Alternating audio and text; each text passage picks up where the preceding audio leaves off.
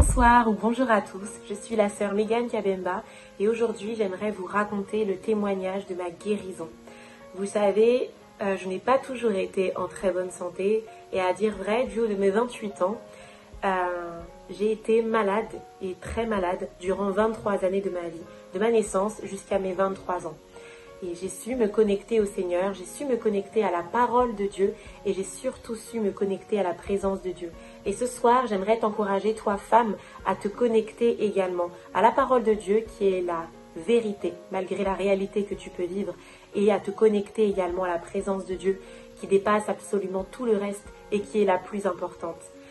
Vous savez, lorsque j'ai été très malade, les personnes avaient du mal à me croire, à me prendre au sérieux.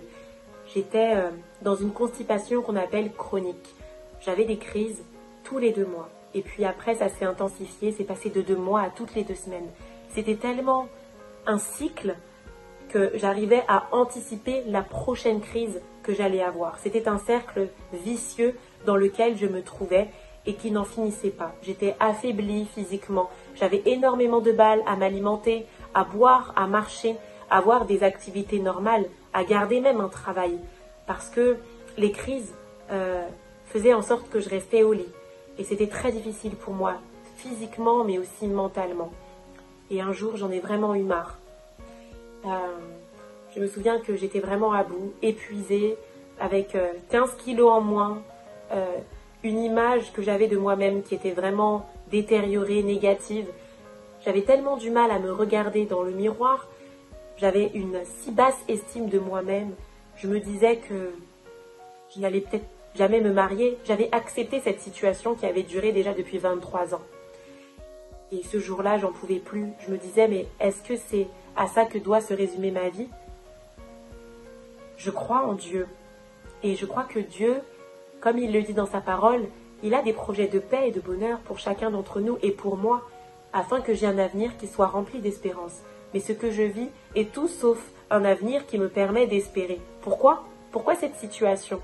J'ai posé ces questions à Dieu et j'ai surtout décidé d'aller fouiller dans sa parole qui est pleine de vérité et qui est pleine de promesses. Et je me suis rendu compte que Dieu avait des projets merveilleux pour moi.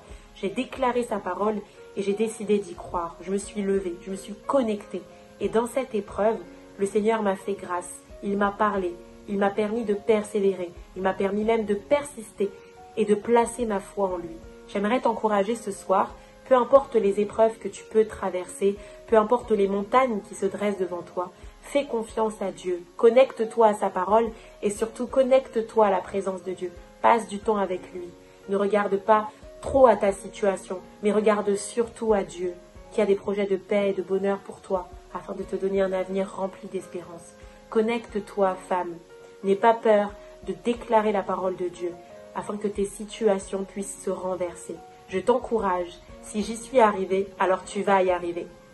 Connecte-toi.